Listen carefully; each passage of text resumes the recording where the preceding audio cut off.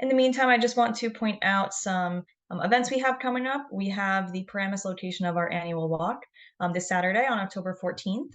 And if you want more information about that, you can visit our website at bianj.org/5K walk.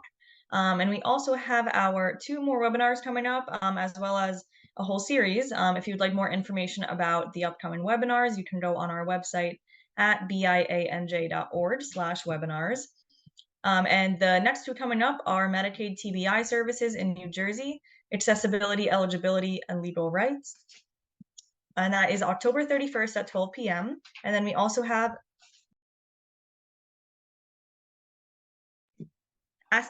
assessing the use and implementation of the Love Your Brain yoga program for survivors and caregivers. So that's November 16th at 12 p.m. So again, if you'd like more information about those, you can visit our website at bianj.org/webinars. So without further ado, we can go ahead and get started. Thank you everyone for coming to today's webinar. Good morning and welcome. Today's webinar is entitled Post-COVID Long Hauler Symptoms and Rehabilitation. So thank you so much for joining us. My name is Kim Myers and I'm a community outreach specialist with the Brain Injury Alliance of New Jersey. The Alliance is a nonprofit organization with a mission to provide education, awareness, prevention strategies, advocacy, and support for those with brain injuries. I would like to announce that we will be hosting those other webinars for those who just joined. You can see my slide for more information. And just a few housekeeping notes before we begin the presentation. So attendees' microphones have been muted. If you have any questions during today's webinar, please type them in the Q&A box and we will be monitoring them throughout the webinar. We will get to as many questions as we can during the Q&A session at the end. And it is being recorded and it will be available for viewing on the BIANJ website afterwards. At the end of the webinar, a post-webinar survey link will be provided in the chat. We do value your feedback, so you're encouraged to complete this, and you must complete it in order to receive a certificate of attendance in your email.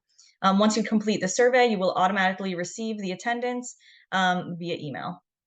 So our presenters for today's webinar are Gabrielle Rapasarda and Gabrielle Furjo. Did I pronounce that correctly? Thank you. So without further ado, Gabrielle Repisarda is a respected speech-language pathologist, knowledgeable in cognitive communication disorders resulting from traumatic brain injuries and other neurological conditions. She's a member of the American Speech and Hearing Association and is certified as a brain injury specialist by the Brain Injury Association of America. She graduated summa cum laude and was awarded a master's degree in communication disorders from William Patterson University in 2016. She completed her medical internship at an outpatient children's hospital, where she discovered her passion for working with patients who have sustained brain injuries. Prior to joining Bancroft Neuro Rehab in 2022, she was the primary speech-language pathologist in the Children's Hospital's neuro rehab unit, evaluating, diagnosing, and treating communication disorders and oral motor disorders in pediatric patients who have sustained traumatic brain injury and acquired brain injury. And Gabrielle Furjo graduated from the University of Pittsburgh with a bachelor's degree in rehabilitation science. She received her doctorate of physical therapy from Arcadia University in 2020 after completing a 6-month clinical rotation at Bancroft. Gabby has experience in home health, assisted living, and orthopedics, but she has a passion for treating patients with neurological conditions. She became LSVT certified in December of 2021 to provide her treatment for people with Parkinson's disease, and she continues to seek out education opportunities in order to enhance her skills as a clinician and provide better care for her patients. So I'm very pleased to welcome them both here. We're so happy to have you today, and we're excited to learn some of your knowledge. So without further ado, let me just share that presentation.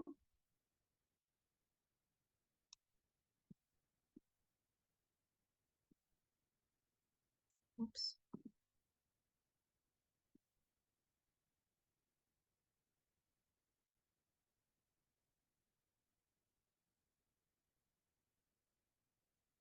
Okay, and is everyone able to see my screen? If you could just give a heads up or thumbs up.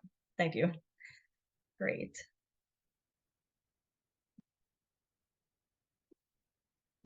So whenever you'd like to start, and we would love to go ahead and start the presentation. Excellent, thank you, Kim. We can move on to the next slide, thank you. Mhm. This is just a non-disclosure slide that both Gabrielle and I don't have anything to disclose.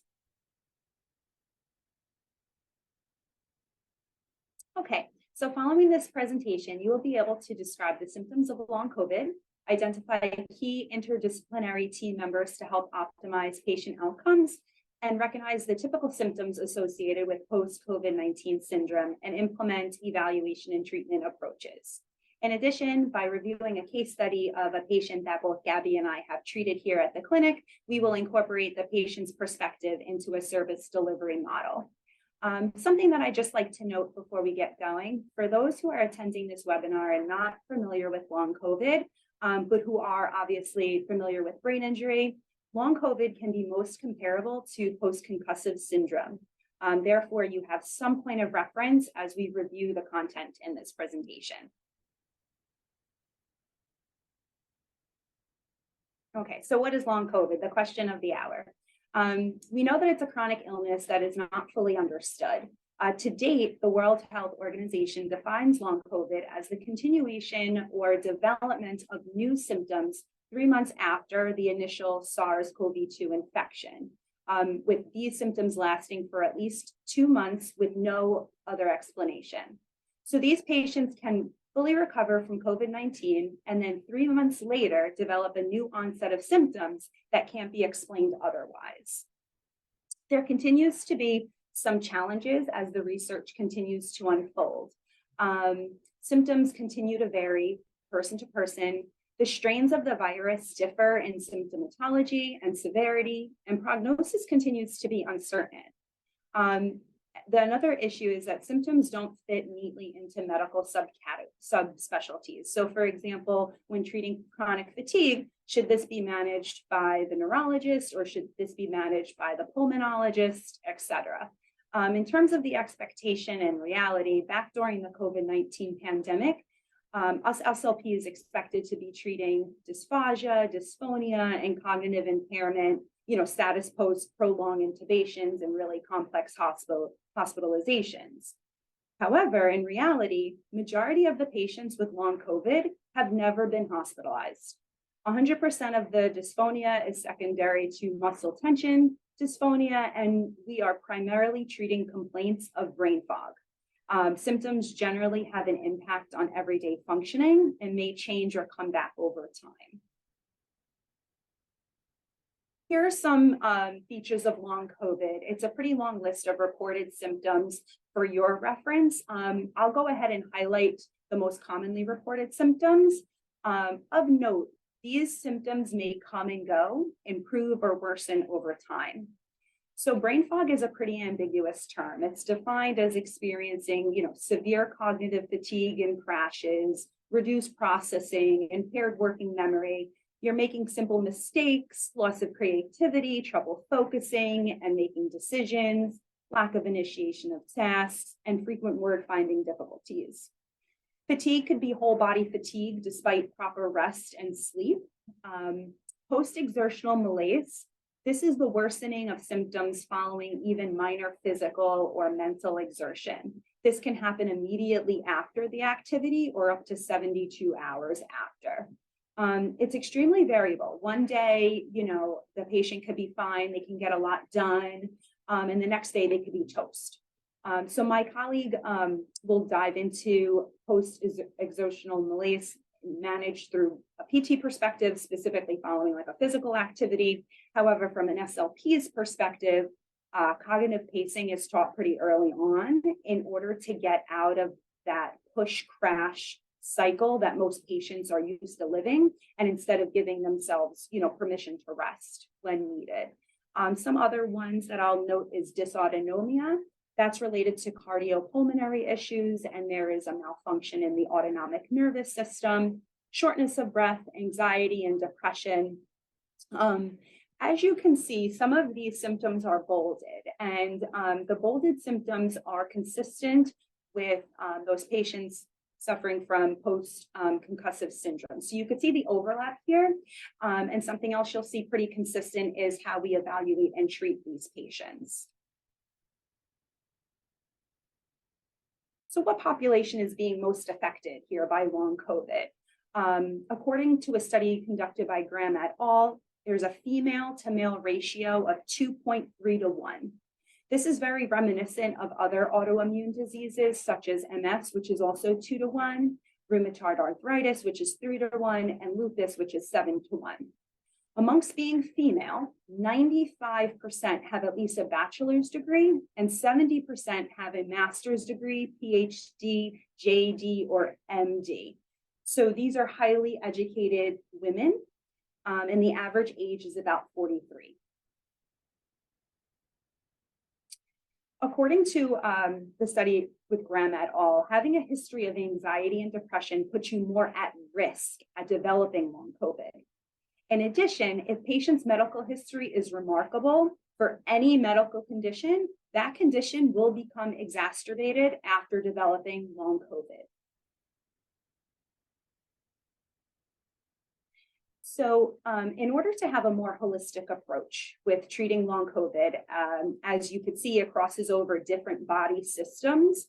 We utilize a multidisciplinary treatment approach.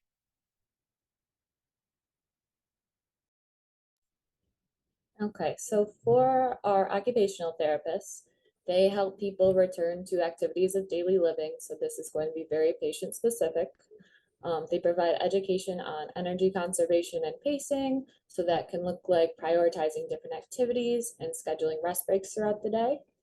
Long COVID can have different effects on vision, such as blurred vision, sensitivity to light, eye pain or pressure, and double vision. So these can potentially be addressed through vision therapy. They address orthopedic issues and strength deficits in the upper extremity and train coordination with fine motor tasks. They address impairments in functional cognition, including brain fog, along with our speech therapy colleagues. They will address vitals while performing activities of daily living. So maybe checking to see if the person's blood pressure drops when they get out of bed, or if oxygen saturation decreases when they're standing and cooking for 30 minutes. And then they're going to refer out if they see any changes with those. For physical therapy, we are movement specialists. We help improve endurance, strengthen weak muscles, stretch or mobilize in the presence of range of motion deficits, and address pain complaints, since patients with long COVID can frequently complain of joint pain or muscle pain. Chest pain is also a common complaint with long COVID, and as long as we determine that this is in fact a musculoskeletal concern and we've ruled out any cardiopulmonary concerns, we can provide education on posture, diaphragmatic breathing, and stretching if appropriate. We assess risk for falls, and we intervene with balance training and education. We do dual task training for some people who have difficulty performing a cognitive task during functional mobility, such as walking. So this can become an issue when either walking is less automatic, or the cognitive task, whatever they have to do, is taking too much of their energy. So that can either slow their movements while they're walking or getting out of a chair, or make them more unsteady. And then, similar to occupational therapists, we are monitoring vitals and assessing response to exercise, looking for shortness of breath on exertion, orthostatic intolerance, and appropriate changes in blood pressure, heart rate, and oxygen. In terms of speech therapy, the SLP's role in the patient's recovery is to enable the patient to restore their cognitive and linguistic skills as close as, to their premorbid level as possible, and to teach compensatory strategies then to bridge the gap.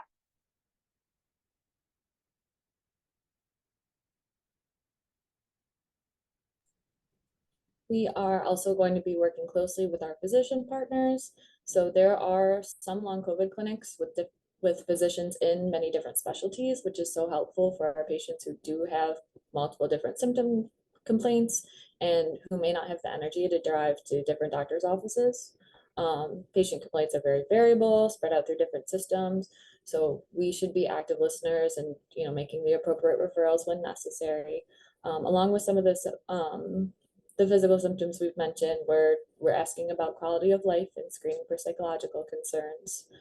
There is some overlap with symptoms of long COVID and anxiety, such as palpitations, fatigue, issues sleeping, GI concerns, difficulty concentrating. And as Gabby mentioned, we know that anxiety and depression are common premorbid conditions. So this is something we should be on the lookout for. Patients can develop new symptoms, so we're screening throughout our plan of care. And remember, like, we're keeping this in mind for our patients, not just the ones that we're seeing for long COVID, but also maybe we're treating them post-stroke and they develop COVID during the plan of care. So just always asking and keeping an eye out. So as we've mentioned, the recovery for long COVID is very unpredictable. There are no specific expectations or timeline for recovery. When the onset of long symptoms occur doesn't really tell us any prediction for recovery. Symptoms are episodic, they fluctuate, they can go away and come back. And this does make it difficult for us to discuss prognosis with our patients. Some of the factors that have been associated with poor prognosis include being female, having a higher number of comorbidities, deconditioning, the presence of post-exertional symptom exacerbation, autonomic dysfunction, and musculoskeletal pain.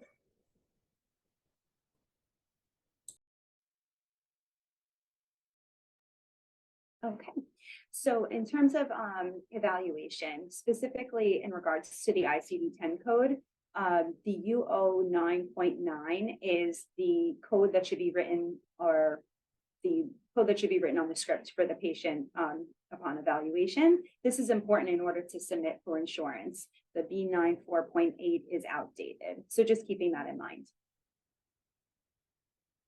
Okay, so in terms of evaluation, 2 clinical evaluation tools are utilized in order to promote self-efficacy and resilience, and those would be motivational interviewing and collaborative goal setting. During motivational interviewing, open-ended questions are utilized. So by phrasing a question or a statement in an open-ended manner, you're allowing the patient to take the response into the direction that is most important to them. Some examples might be, describe your life and your routine before your COVID infection, or what's going well at home and what's not. So we pose these questions because as a clinician, it is important to know at what level was there a change in their functional status. In addition, listening empathetically and providing empowerment and knowledge. These patients with long COVID come in with a lot of questions. So giving them information and giving them the knowledge really seems to help. For collaborative goal setting, it's important to set the standard from the initial visit that we're on the same team as the patient, and by providing personalized education, this will foster, positive expectations for therapy. Alrighty, so as we previously stated, these individuals are highly educated and they could score within normal limits or within functional limits on standardized testing. Therefore, it is crucial to supplement standardized testing with informal measures such as, patient-reported outcome measures or some type of a questionnaire. Oftentimes, standardized testing is not sensitive to this population and to these patients' symptoms, and informal measures are able to detect the functional impact that these individuals are challenged with day by day. And it's a more reliable when reporting their current level of functioning. So I have a list of informal measures that we utilize. And then on the bottom, in terms of our standardized measures, the R band is, these are written in order as to which, if you have them available, this will be the order that you would give them. The R bands would be the best to give, followed by the favors, and then the CLQT would be a last resort. However, whatever you have in your clinic, you do the best you can. All right, so I made this chart referring it to as frequency framework. As the research in this field is still evolving, it is difficult to determine the prognosis as well as duration of services. So different from patients with a traumatic brain injury or an acquired brain injury, we know the research has a pretty strong backing that within that first year, we're going to see the most gains. That's not to say that they won't continue to make gains beyond that, but there's no window of opportunity for long COVID. This is very variable from person to person. So what we do know is our job as the clinician is to restore the skills as close to pre-morbid functioning, and then to teach compensatory strategies so that they can improve their overall functional independence and engage in daily activities. That being said, we are not recommending, years of therapy, rather a few months based on what they can tolerate. It is important to consider telehealth for these patients due to chronic fatigue issues, as driving to therapy alone might utilize all their energy for the day. This table can serve you as a guide. Please note that not all patients are going to fit nice and neat into these cookie cutter boxes. But if a patient is highly impaired, receiving maybe several therapies a week, and suffers from extreme fatigue, I might not be recommending speech therapy 3 times a week. Another thing that I have done was I have modified my duration of services in terms of the time. So typically, I feel like sometimes we fall in the rut of recommending 60 minutes of therapy. However, sometimes 30 minutes is what they can tolerate, and they can build up to 60 minutes. So sometimes writing it as 30 to 60 could be helpful as well.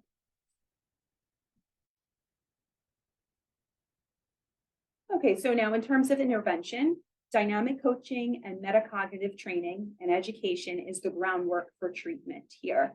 We're going to focus on teaching compensatory strategies for managing cognitive fatigue and cognitive deficits.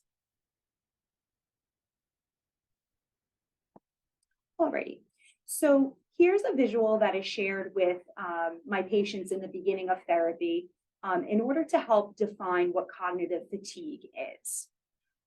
So everyone can see the brain on the left here is a healthy brain before experiencing a brain injury. Any activity that you or I do, the task is going to tap into our cognitive, emotional, and physical demands. As you could see, a healthy brain has plenty of reserved energy for you to tap into. That's why many of us can just go all day long and not really feel tired. The research here is comparing a brain status post, a TBI, with a brain status post with long COVID. So we're going to assume the brain on the right is after sustaining or coming down with long COVID. As you could see, the brain on the right has less reserved energy because these individuals require more cognitive, physical, and emotional demands in order for them to complete the same task that they once were doing. So cognitive fatigue is a range of exhaustion resulting from prolonged periods of cognitive activity and can last from a few hours to a few days. Okay.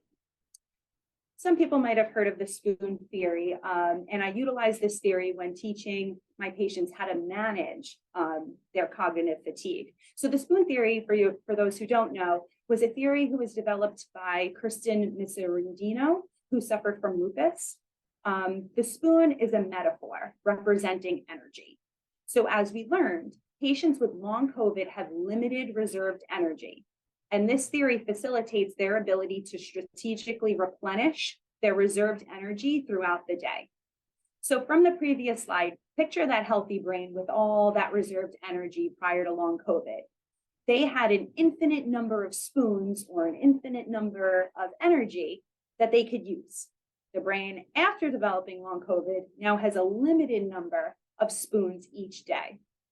So what I have my patients do is list their activities of daily living, things that they have to do day to day, and then rank each activity depending on how many spoons or how much energy is exerted for that particular task. You can see how variable this could be. The patient identifies various resting strategies to implement in between these activities in order to replenish their spoons or replenish their energy, so that way they're not toast by 12 o'clock in the afternoon. So an example of this would be something like, let's say the patient wakes up and they have, say, 10 spoons. Then they complete their first task, and that's taking a shower. For some patients, this activity alone could utilize 3 to 5 spoons. Then the goal is to implement a resting break to replenish those spoons in order to tackle the next activity.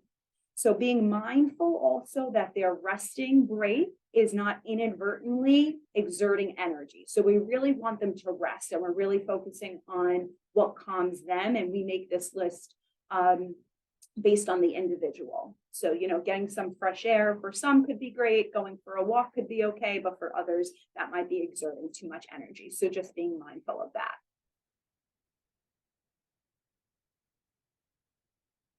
I think something important to note, I think even as Gabby said, not only with our long COVID patients, but patients with a brain injury in general, the research suggests that there is a strong correlation between stress and cognition. So something to note, when stress levels are high, cognition is low.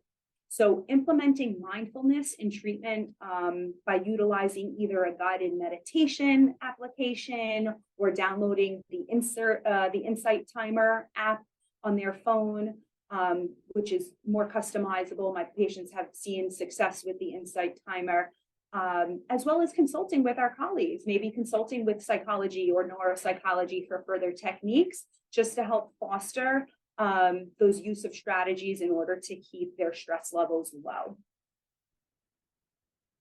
Okay, so as I mentioned, the primary focus of treating cognitive impairment is teaching the compensatory strategies, and we're targeting 4 specific domains.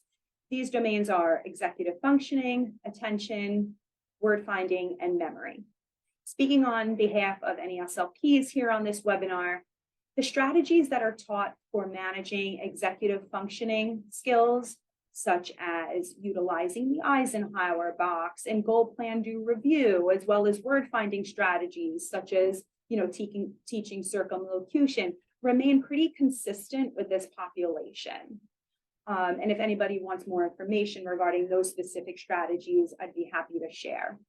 But for the primary focus of this presentation, I'd like to highlight memory and attention based on the current research, because it's a little bit different. In regards to memory, typically internal and external strategies are taught. However, for patients with long COVID, it is crucial for them to externalize their thoughts as much as possible. So treatment now has a primary focus on teaching external modalities. So for example, setting alarms, using sticky notes, making a list, using your calendar, using a planner, having check-ins. We want to have them externalize as much as possible. In regards to attention, multitasking is extremely difficult for these patients with long COVID. Therefore, 2 strategies are typically taught. One is to identify tasks that can be appropriately completed by combining them so that we can turn it into an alternating attention task. That way, one task can be safely and appropriately ignored for a bit while the other one is attended to. So taking a look at the 2 tasks that they have in mind and seeing how we could strategically turn them into an alternating attention task. But again, making sure the one task that's being ignored is appropriate, not, for example, cooking and you're leaving the stove, something like that. But another strategy would be to pair a task that is something familiar or more automatic to the patient with something that's more novel. And I know Gabby and I have done that with the patient that we have shared, which we'll talk about more later on in the presentation.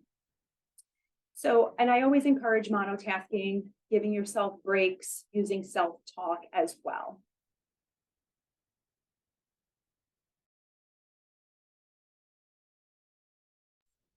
Okay, so for physical therapy, there are a few things that we want to consider before moving our patients.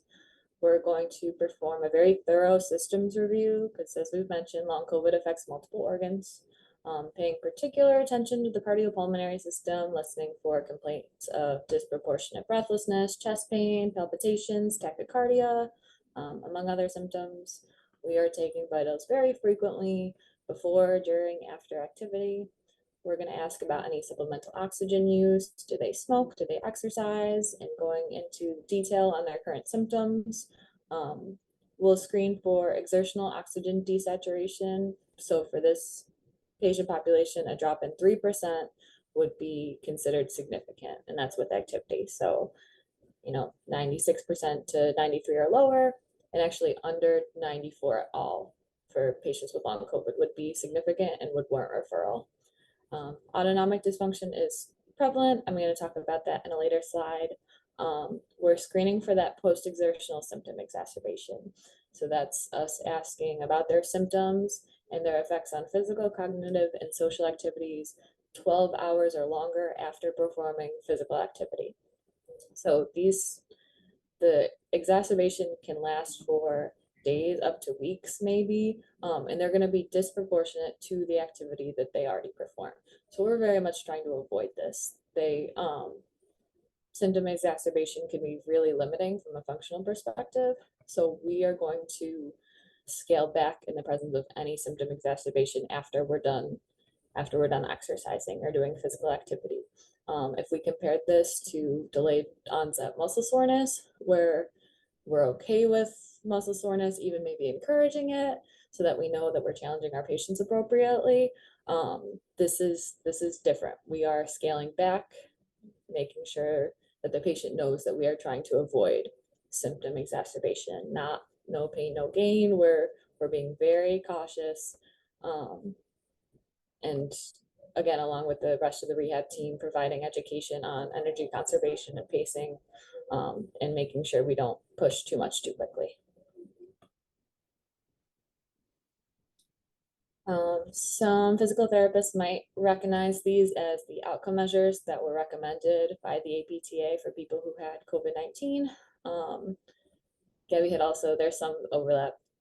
Gabby had the PROMIS on hers as well to assess quality of life, measuring strength in key muscle groups with the Medical Research Council SUM score. We have the short physical performance battery to look at lower extremity functioning as a whole, but then we can also look specifically at the raw scores for gait speed and the 5-time sit to stand test in order to give us more information on specific mobility limitations. For endurance, they recommend the 2-minute step test. And I mentioned the slums, but if the patient is seeing multiple disciplines, you can also consult with occupational therapy or speech therapy. Some other measures that I wanted to mention, I'll use the 2-minute and 6-minute walk test as well for endurance. That can also tell us about their fatigue, dyspnea, or potentially post-exertional malaise. We have the timed up and go cognitive, so that's performing functional mobility and then giving them a cognitive task such as counting backwards from 100 by 3s. Of course, we can also make this more specific to the dual task and more specific to what our patient is complaining of.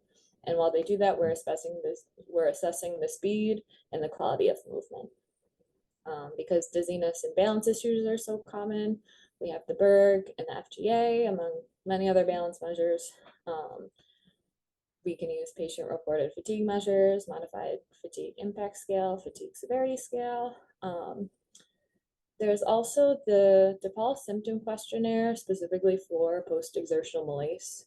So this was designed for a different post-viral condition called myalgic encephalomyelitis or chronic fatigue syndrome. There are a lot of correlations between that and long COVID.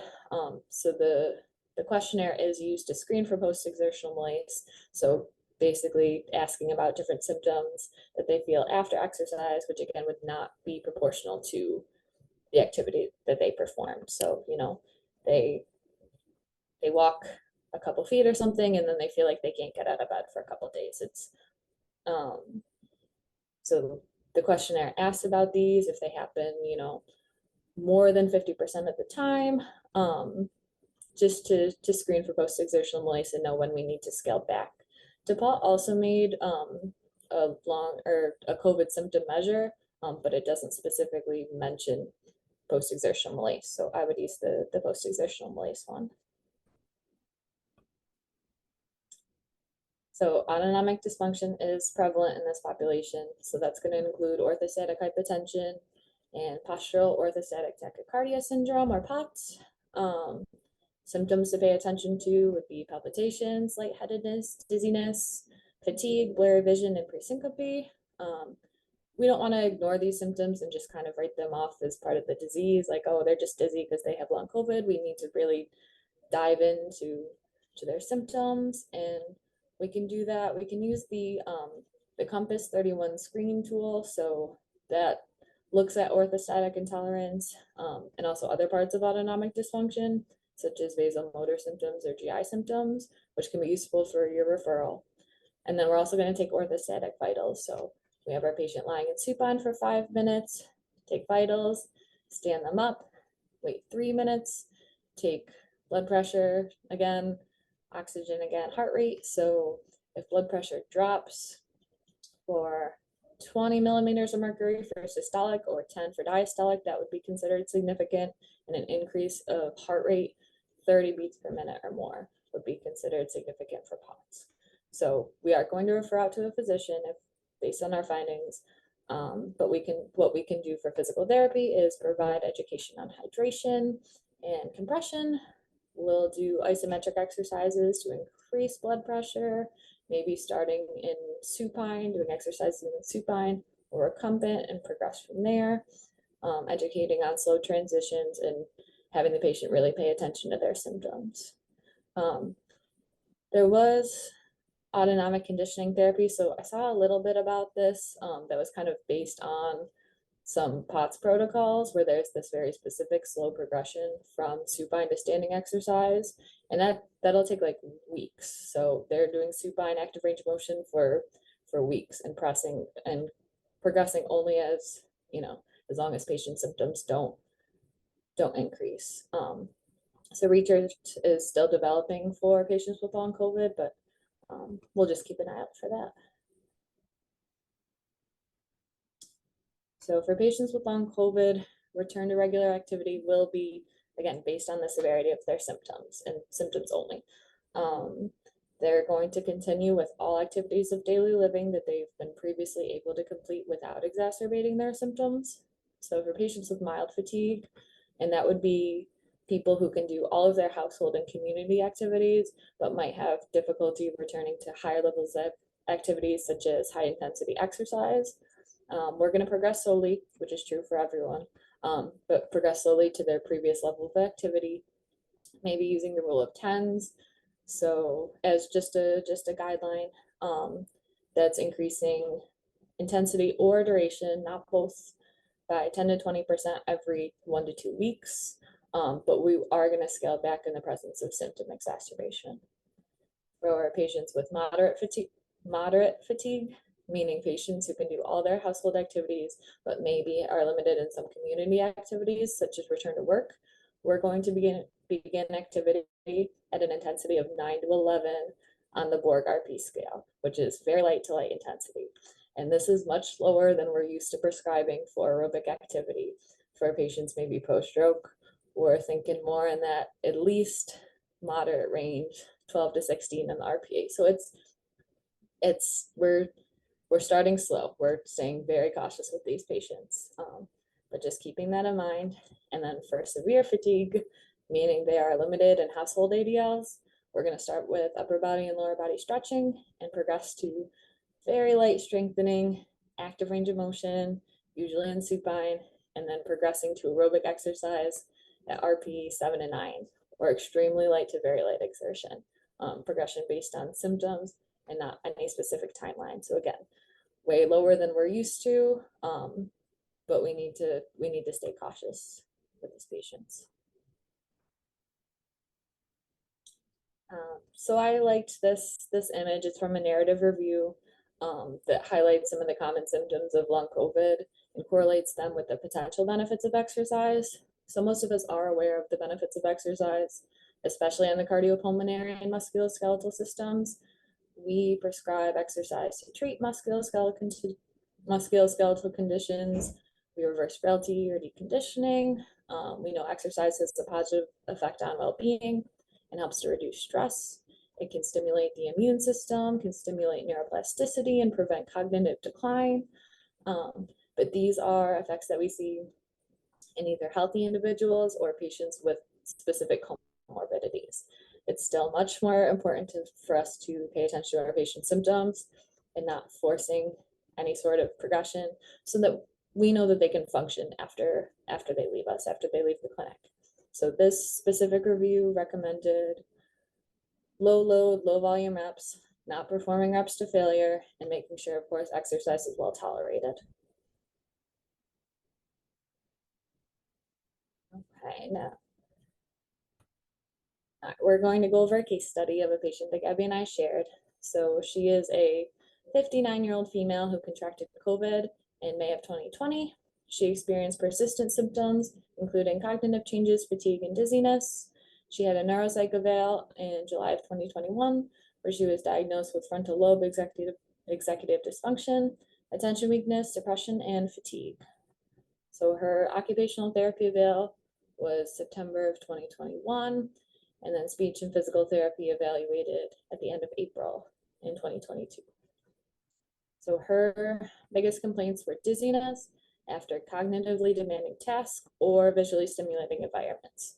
She also complained of fatigue and joint pain. She reported difficulty with laundry and any other activity where she was required to stand for a long period of time, such as cooking.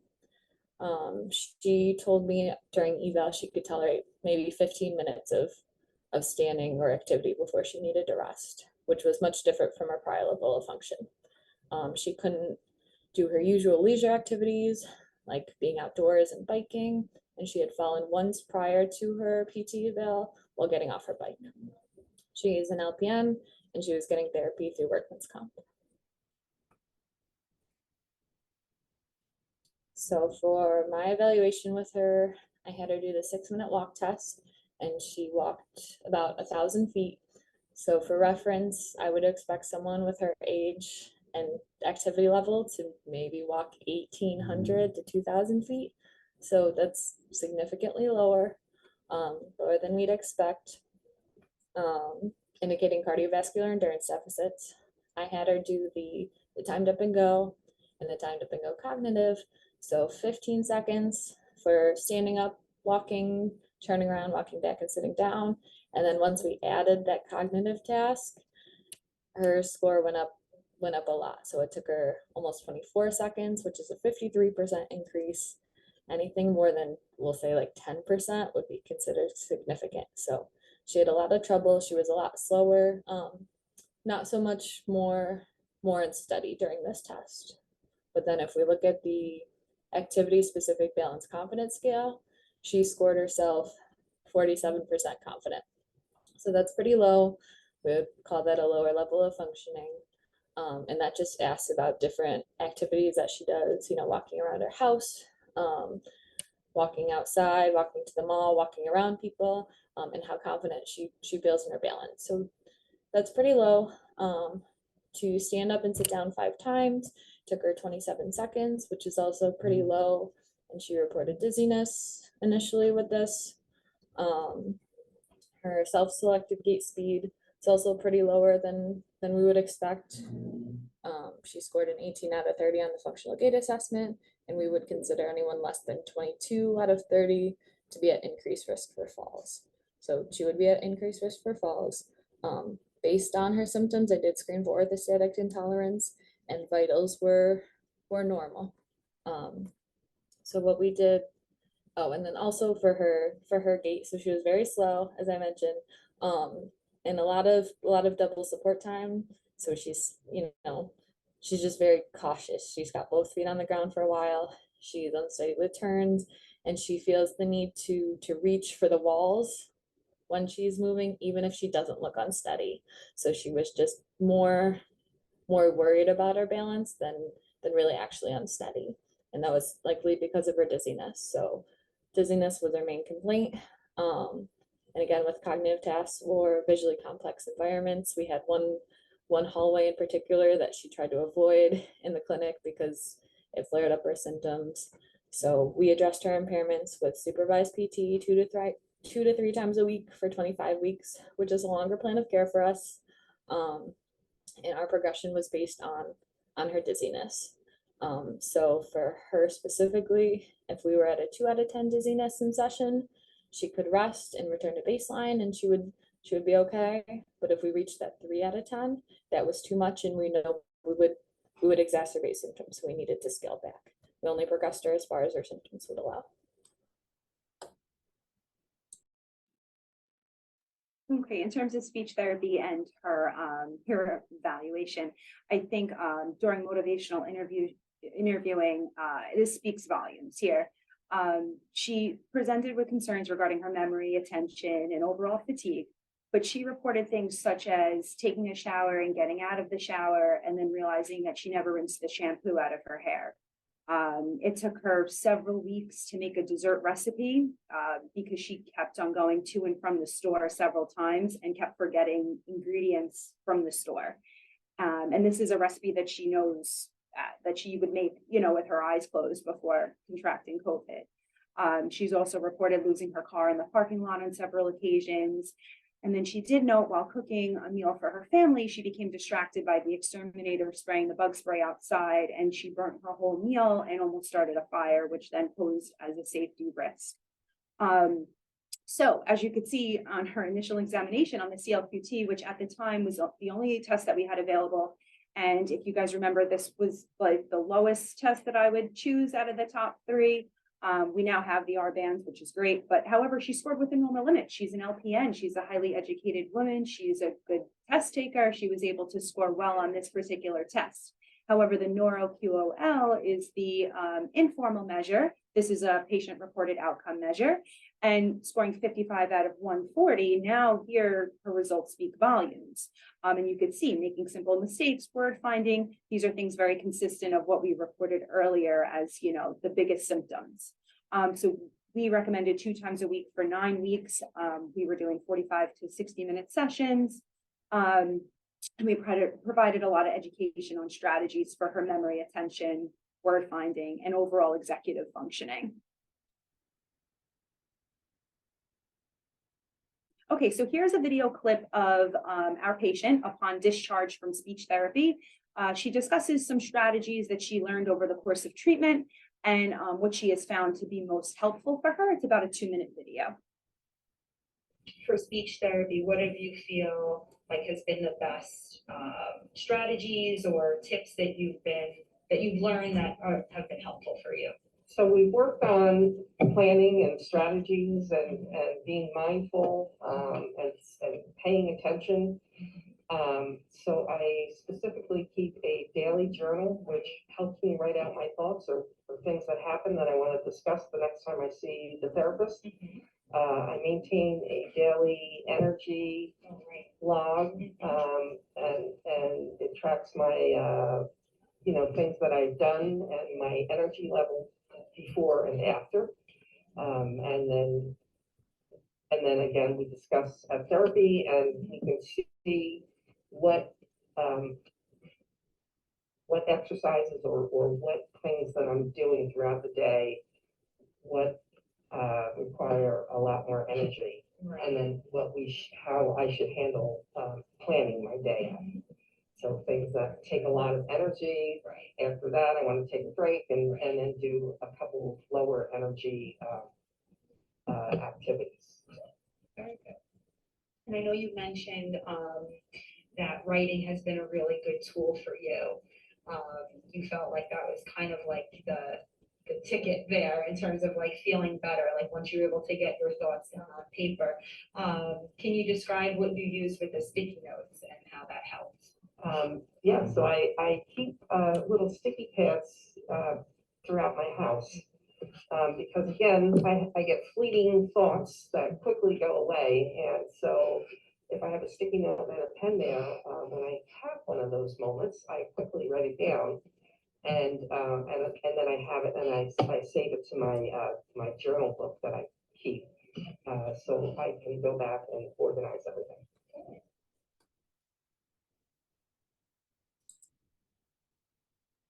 Okay, thank you for sharing that, Gab. The last slide that we have here, and I know these slides are going to be shared out through a PDF, are just some community resources for long COVID. So there's some support groups on here, some personal stories that could be helpful for those suffering, some general education, and some research. I know my patient who we shared MS, she also joined a Facebook group that she thought was helpful. So there are some resources out there, and I know that long COVID is getting more of a spotlight now in the research and even in the public light. So for those that want any other information, this is a good slide to reference. And thank you. We're open for questions.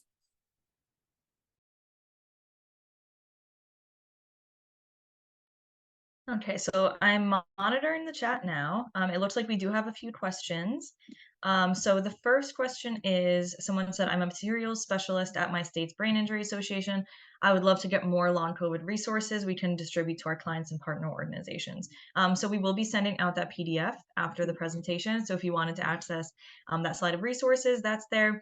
And then I also know the Brain Injury Association of America has a COVID page on their website as well that may also have post-COVID information. And then the second half of the question is, in terms of DEI, considering Black, Indigenous, and other people of color have suffered more deaths and hospitalizations proportionally, how can we get more data and support so that these populations can even be counted, much less receive services? Yeah, it's an extremely good question. I think we will see more research out there now. Gabby and I have been looking at this for the last couple of years, and we have even seen from last year to this year the amount of research that has been done. So now that we're nearing the end of the pandemic and a lot of research is undergoing, I would say definitely keep an eye out for this, and to utilize the resources that are shared here in this presentation, as well as BIANJ and Brain Injury Association of America. I think there are some really good resources out there. They just need to be then shared with the primary care team so that we can get them in the right direction for services. I did see something about the effects because, a lot of people with long COVID are off of work, and how, people are affected when, maybe they aren't able to not work. So just kind of keeping that in mind where, are recommending, scaling back, taking it easy, doing all these things. And sometimes it's just not possible for people. So that was a really, really good point. Thank you for that answer. Definitely very informative. So let's see, someone asked, do you think the primary affected demographic has to do with an underlying connection, meaning people in that demographic are more likely to have A, and those with A are more likely to develop long COVID, or is this due to these people?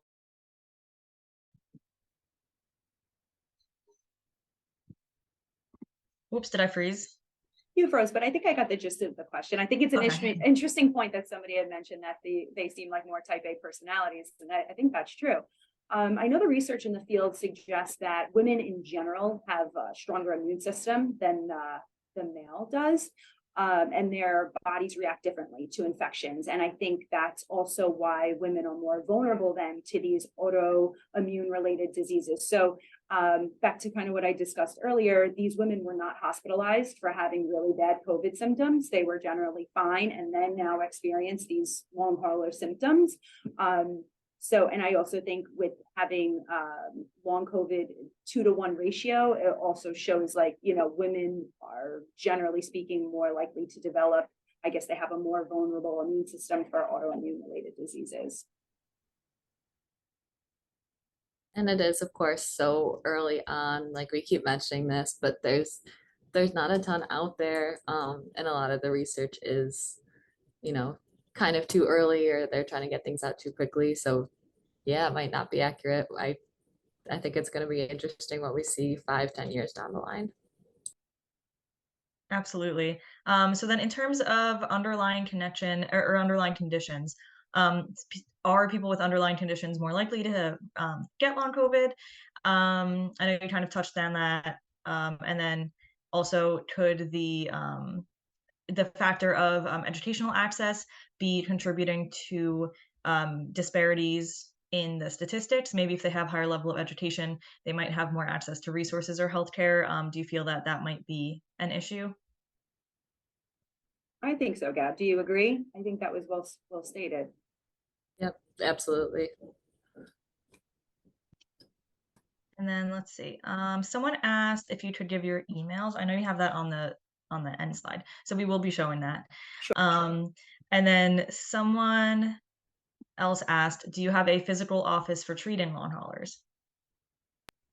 We don't have one here on site. However, there are facilities that is a one-stop shop. I believe I have another resource that has that. So if that person is interested, please tell them to email me because I could share that where that particular patient can go. And there's a PCP, there's a neurologist on site, there's a care team. So it works out a little bit better, I think. Okay, great. Yeah, definitely. And we will again put your emails up at the end. So if you want more information, you're welcome to get in touch.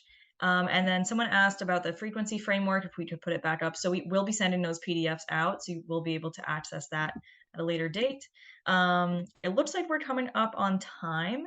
So it looks like we might not be able to answer all of the questions.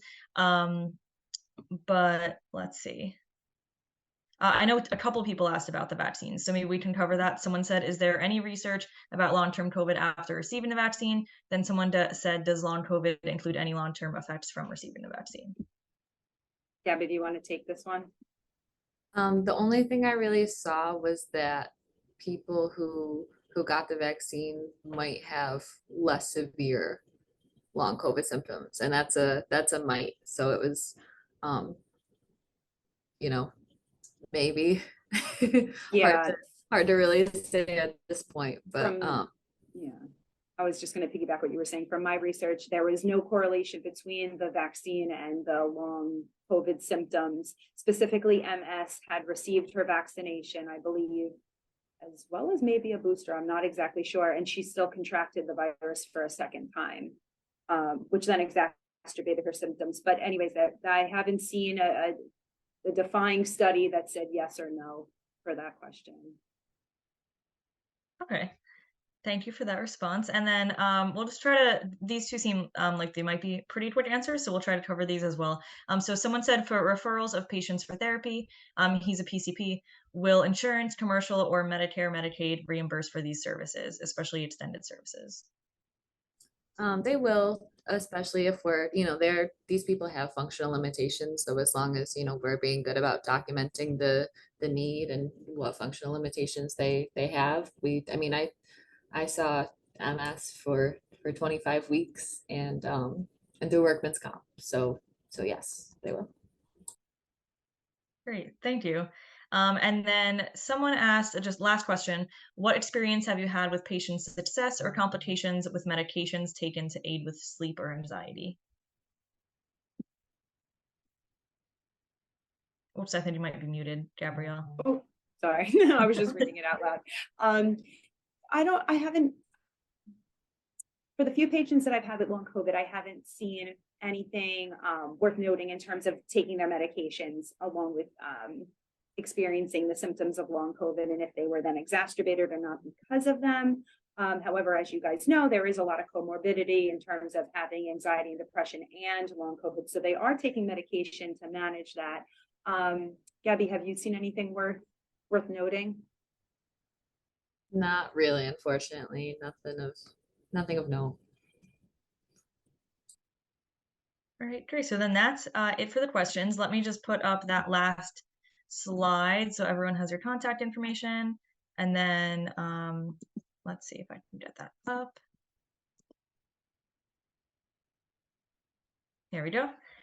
So if anyone has any additional questions, you can reach out to me and then I can reach out to either Gabrielle, either of the Gabrielles, or if you did have questions to email them directly.